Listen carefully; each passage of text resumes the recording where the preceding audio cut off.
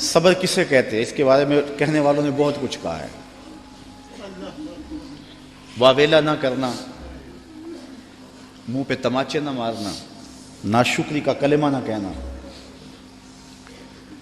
اعضاء کا ایسا اضطراب کہ جو شریعت میں نامحمود ہو اس کا سرزد نہ ہونا، صبر کے بڑے مفاہیم ہیں۔ لیکن صبر کا مفہوم میں نے ایک یہ بھی پڑھا ہے کہ صابر وہ ہے جس کے معمول عبادت میں فرق نہ آئے۔ پہلی صف میں کھڑا ہونے کی عادت تھی، نماز پڑھتا تھا، جوان بیٹا فوت ہو گیا، اذان پکاری گئی تو پہلی صف میں کھڑا پایا گیا، نماز قضا نہیں ہوئی، آپ کہیں کہ بندہ صابر ہے۔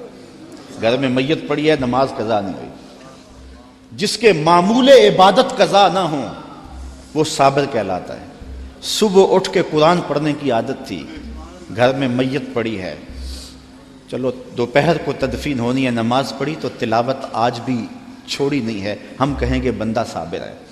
اگر صبر کی یہ تعریف ہے کہ معمول عبادت قضا نہ ہو تو صابر کہلاتا ہے، تو پھر اس تعریف کے آئینے میں امام حسین کو دیکھو، 71 لاشیں پڑی ہیں، اپنا بدن زخموں سے چور ہے۔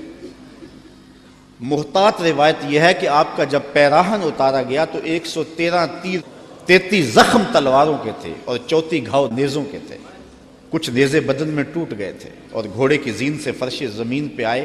صابر ایسا ہے کہ عبادت کا وقت آ گیا، سجدہ قضا نہیں ہونے دیا۔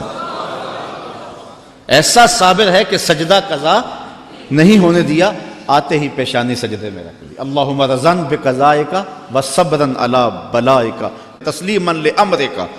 اے اللہ، سب کچھ کٹا کے، اور بچوں کی لاشیں پڑی ہیں، حسین کے لخت سے خون بہ رہا ہے، لیکن حسین پھر بھی حاضر ہو گیا تیرے امر کو تسلیم کرتے ہوئے اور آنے والی مشکلوں پر صبر کرتے ہوئے، اور حسین تیرے حکم پہ راضی ہے، تو بھی بتا، تو بھی حسین پہ راضی ہوا ہے یا کہ نہیں ہوا؟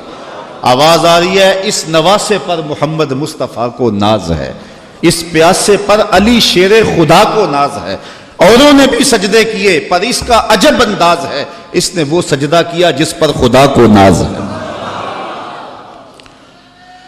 عابد ایسا کہ معمول عبادت قضا نہیں ہوا، سجدہ قضا نہیں ہوا۔ اب آپ جانتے ہیں کہ امام حسین کا سر جو تھا سجدے میں جھکا ہوا تھا کہ دست قاتل نے سر انور کاٹ لیا، اور پھر سر انور کو کاٹ کے نیزے کی نوک پہ چڑھا دیا۔ یزیدیوں نے اس لیے کیا کہ اپنے لشکر کو تسلی دیں کہ ہم کامیاب اور کامران ہوئے ہیں، دیکھو سر حسین کٹ کے نیزے کی نوک پہ چڑھ گیا۔ تو جب انہوں نے نیزے کی نوک پہ سر حسین چڑھایا تو لشکر یزید سے آواز آئی، یہ کیسا سر ہے جو کٹ کے بھی سر بلند ہے؟ اس کی سر بلندی اب بھی نہیں گئی، اب بھی یہ اونچا ہے۔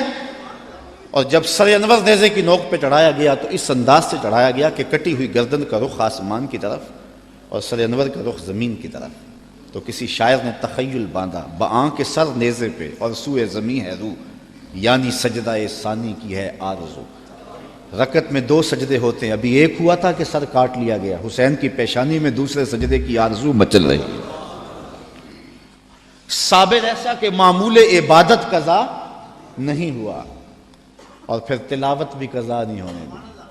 حسین کا سر نیزے کی نوک پہ ہے، لبوں پہ قرآن جاری ہے، کیونکہ حسین کو لوریاں ہی قرآن کی ملی تھی۔